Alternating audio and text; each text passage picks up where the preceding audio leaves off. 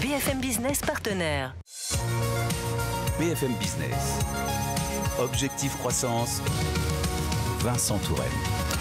Un organisme à but non lucratif spécialisé dans la création de potagers pédagogiques qui donnent envie de se reconnecter à la nature. Cet organisme, c'est Landestini.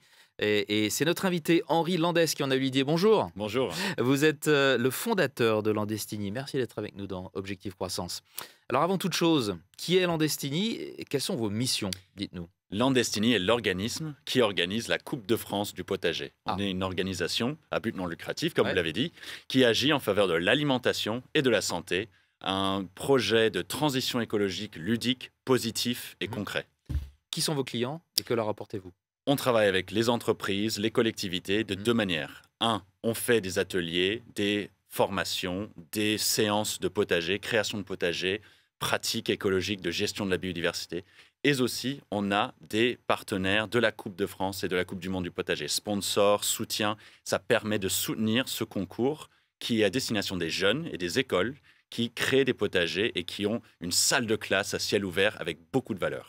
Alors, je suis admiratif parce que c'est la première fois qu'on parle de potager dans cette émission. Grâce à vous, j'imagine que c'est assez unique sur le marché, ce que vous faites en France.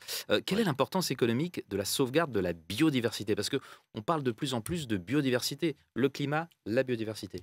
La biodiversité apporte des services à l'économie. On ne peut pas avoir une économie sans biodiversité, que ce soit la pollinisation, que ce soit la dépollution de l'air par les sols, par aussi... Ce sont les services que nous rend la nature. Absolument, c'est des services écosystémiques qui sont estimés à des milliers de milliards de dollars à l'échelle planétaire. L'économie ne fonctionne pas sans elle. Si on se focalise sur le concret, le local au sein d'une entreprise, un potager, ça crée un espace qui réduit le stress. Les études montrent que le bien-être augmente quand on est proche de ce qui est vert, les espaces végétalisés et la biodiversité de surcroît comestible, c'est-à-dire un potager, ça va aussi agir sur l'alimentation et le bien-être par la pratique de mettre les mains dans la terre. On voit dans des études que la productivité des salariés peut augmenter grâce à des potagers en entreprise, une productivité, ainsi performance. Donc indirectement, quand on crée un potager, ce n'est pas du tout gadget, ce n'est pas du tout du greenwashing, on contribue à la performance sur le long terme de l'entreprise. Vous faites ça depuis 2019.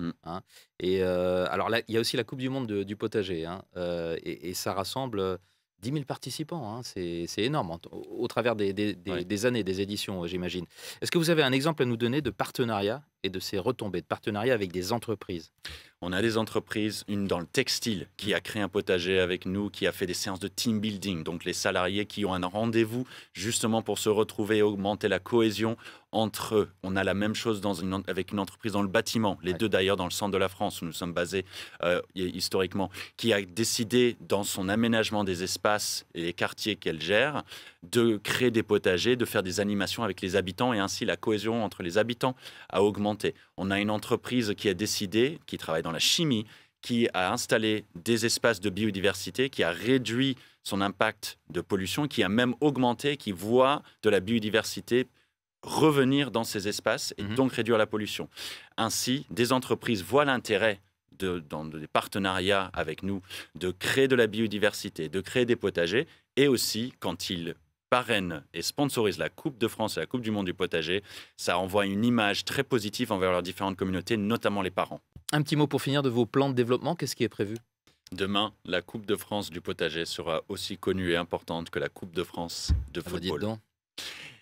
C'est notre vision.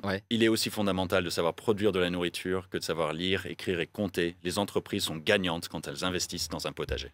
Très belle conclusion. Merci beaucoup Henri Landès d'avoir été avec nous dans Objectif Croissance. Vous êtes le fondateur de Landestini. Au revoir. Objectif Croissance sur BFM Business.